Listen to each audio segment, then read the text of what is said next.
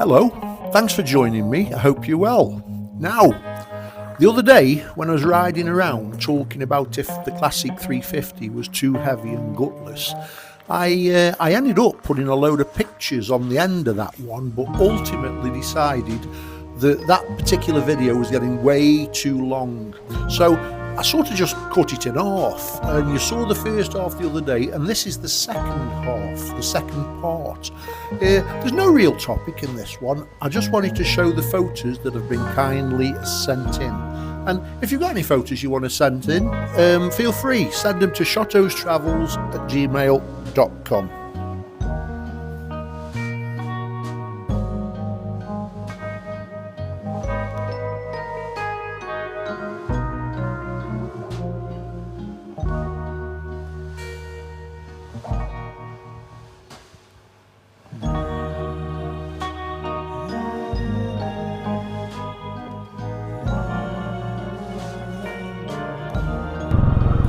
Okay, shall we have a few pictures? Right, let's have a look at Steve. Now Steve's in the Highlands somewhere. He's up there somewhere, beautiful part of the country, and he's sent us a nice picture, nice blue sky behind him. I don't know how often they get that in the Highlands. Of his little blue Royal Enfield Meteor Fireball.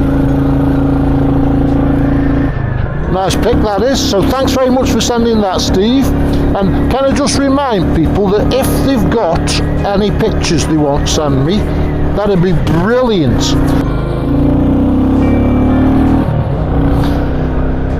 Terry, now Terry's in South Yorkshire somewhere, I think, Maltby, and he's sent us a picture of his Enfield Super Meteor with the screen on and the panniers and all that sort of stuff. And now this is interesting, it always interests me, Caffeys does, because I get a sausage pap.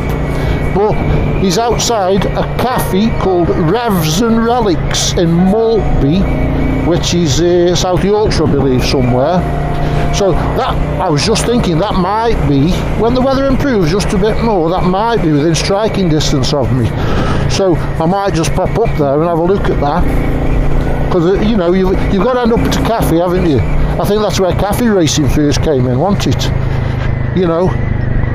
So, thanks ever so much for that, mate. And thanks ever so much for for suggesting a new cafe to me. That's brill. Morgan's becoming a bit of a supporter of my channel. Thanks, mate. It's good to have you on board. He makes regular comments and sends me stuff. Now, Morgan, I think I mentioned in the last video, or maybe the one before that, he's a shooter. He's into his shooting, and he's obviously into his bikes, and he sent me another picture here. This is his mate's. Now, his mate Antonio. I don't know if Antonio's Spanish or English, but Antonio's obviously into his Harleys because it was his, that red one, that custom one with the nitrous oxide thing on it, which is only for show, but that. And now he said they go shooting. Now, I don't know if they go, I think they go shooting every week in season, probably. Where shall we go now? Let's have a tickle down here. Oh, mind you, oh yeah, let's go down here on this estate. So he sent me these pictures of Antonio's Harley, but what's unusual about this, and I don't think I've ever seen it before, it's got a sidecar on it. Have you ever seen a Harley with a sidecar? I mean, I'm sure they exist, but I can't recollect seeing one. And he was explaining to me how it works. They go and they have a shoot, and it must be like a league. I think he said there's 7 shooting clubs locally, and it's like, I think it's pistol shooting, like target shooting, and there's obviously like a league table, and they work out who's won, and they probably get a champion and a runner-up and all that sort of good stuff, and you know, it's like a league table that they run, like a round-robin thing. And he goes do his shooting, but he says best bit, and this is where I mean, I won't say I was falling asleep reading your stuff about I wasn't falling asleep, mate. I was reading it, but I perked up when he started talking about, and after the shoot, a bit like cricket over here, isn't it? What happens after a cricket game? They all have a drink, don't they, and get the sandwiches out, and the girls have been baking cakes and all that sort of stuff. Well, they do something similar, because it must be a morning pursuit, this must be. You know, they must do it in the morning, because he says they have breakfast, they take it in turns and they do breakfast. And they have this Catalan sausage, and you can imagine it over there, can't you? All the fresh breads and the olive oils and the, you know, he says they have toast. And he says what they do with the toast is they spread on it. Oh, what's going on here? I can't see now, upside this van. Oh, yeah, I'm alright. So he says they have toast and sausage and eggs and stuff like that, you know. And I thought, yeah, that's me. Where's me? I mean, buy me a pistol and move Spain. That'll do for me every Sunday morning. Sounds brilliant. They rub garlic and something else into it, tomato or something, onto the toast. And they use olive oil and salt. Sounds nice. I could do with a bit of that. Yeah, but he says they don't use butter and margarine, because in the olden days, well, butter. In the olden days, you couldn't keep butter from, like, you know, running away, because it was that hot. And I wonder if that's why they tend to use, you know, olive oil over there.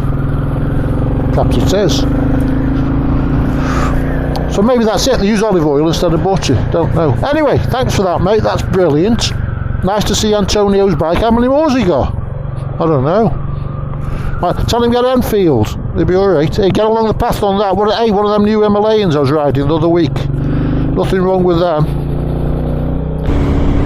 Okay, we've got Gary. I think it was Gary, South Gippsland in Australia.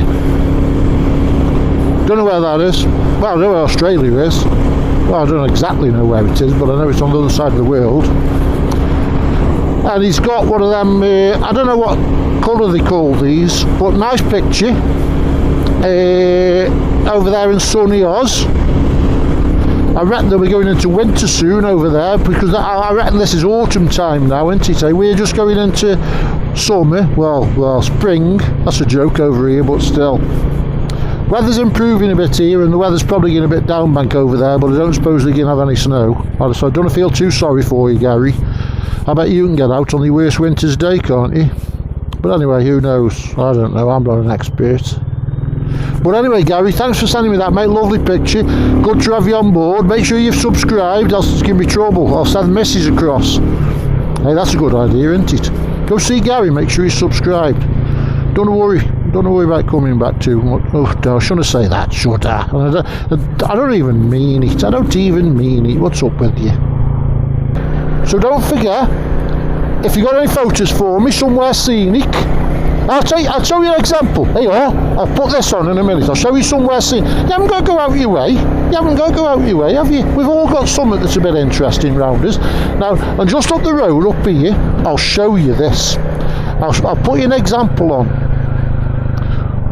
There's an old Benedictine Abbey up here, so I'll be in park it outside the gate. I'll take a picture for you and show you what I mean. But yeah, it's better than you know, oh, here's my bike standing in my backyard. Well, you know, we can see that, it's, you know. So let's have a ride out. Let's have a photo competition. Hey, what about that? Photo competition. I'm the judge, obviously, because it's my channel. It's like, it's my ball, and if I can't win the game of football, I'm taking my ball home with me. No, let's have a competition. Let's have a photograph of the month, eh? Hey, shall I put a prize up? Hey, there's something, isn't it? What can I give?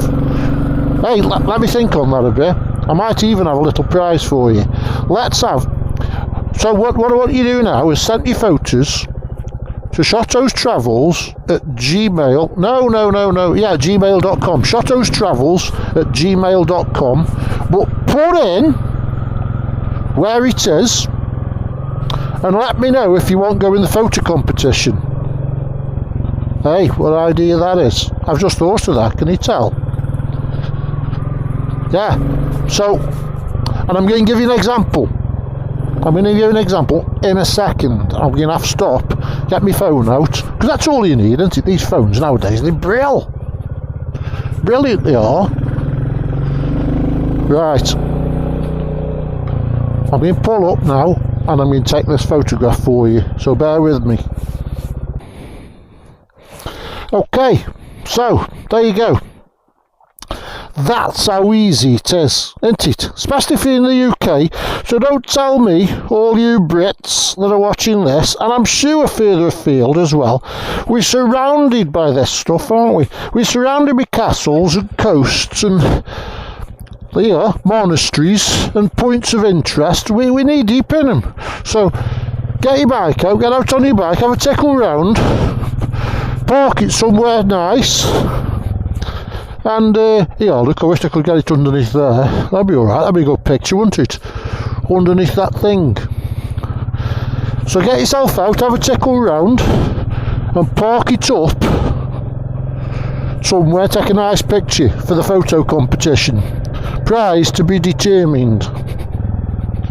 Be brilliant. And if you're further afield, then, if you're in South Gippsland, or Oregon, or Normandy, Peter, or in Spain, Morgan.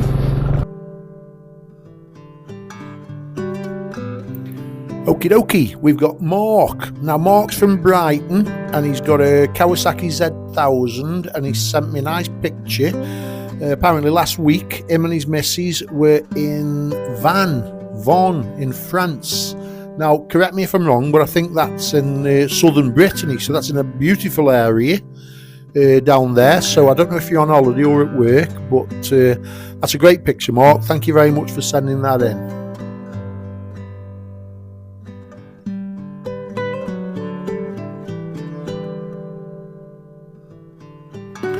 Now, we've got Will. Now, Will's at Maucop. I don't know if he's from Maucop, but he's certainly got his black Himalayan parked up there, and I know Maucop quite well. It is, as I said on the email to you, Will, it is the other end of the Potteries from me, but I certainly know where you are, mate. I've been up there myself on a few occasions, and thank you very much for sending your photo in, mate. Thank you.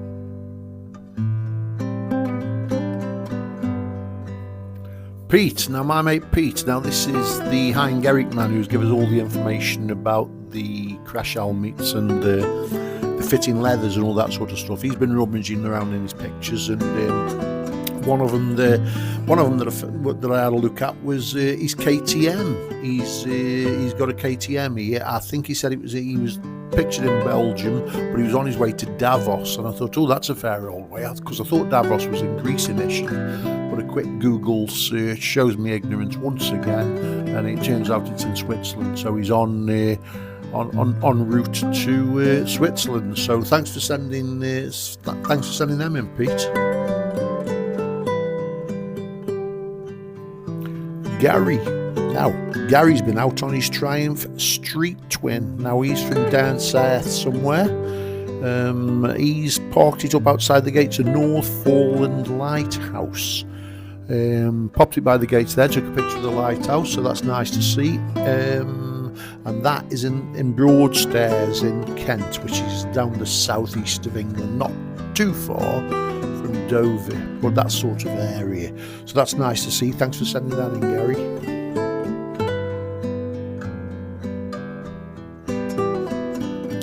Bob, Bali Bob. Now Bob is from Bali. He sent me some pictures about a month ago and I lost them. I've no idea how I lost them, because I saw them when they first came through, but anyway, I found them again, and I have apologised to Bob. But this is an interesting one, because Bob's from Bali, and he tells me that at the time he bought this, which I think was a couple of years ago, there was no dealers in Bali at the time. So what he had to do was fly to Jakarta in Indonesia, which apparently is about 1,500 kilometres away. And so he flew to Jakarta, and he took some pannier rails, pannier bags, and a set of touring seats with him and his missus, I think. They fitted them when they got there, and then they rode it back. Now, it was about 1,500 kilometres. He came down the coast road, avoiding all the main roads with a few overnight stops en route, and the dealership that he bought it from arranged the first service en route. Now, he tells me that he's still got it, and it's just done. It's just had its 15,000 kilometre service at a cost of £15. So that's fair enough, isn't it? But he also points out that the initial cost of the bike in Indonesia was £7,000, because a 350 motorcycle is seen as a large motorcycle and a luxury item, so therefore it attracts an import duty of 300%. This is in an area that most people ride small capacity sort of rev and go scooters, but they're brilliant, Bob. Thanks for telling that story, and once again I apologise for losing your pictures, but hopefully all's well that ends well. So ride safe, mate. Thank you. So that's it for my photos for now. So thanks for tuning in and looking at the photos. They're always wonderful to see. If you've got photographs of your own, try to take a picture in a nice place so that we can show everybody, and tell us the backstory of exactly where you are and who you are and all that sort of good stuff, and I'll pop them on here. Don't forget the photo competition that my little peanut of a brain's just come up with, and I will find something, a little prize for the one that I deem to be the winner. And let's face it, they're all winners, aren't they? They're all our babies, these are, and we love seeing the photographs, but we've got to choose one, so I'll send some out. And in the meantime, summer's coming now, so let's hope we have a good one and we can get out on our bikes a bit more.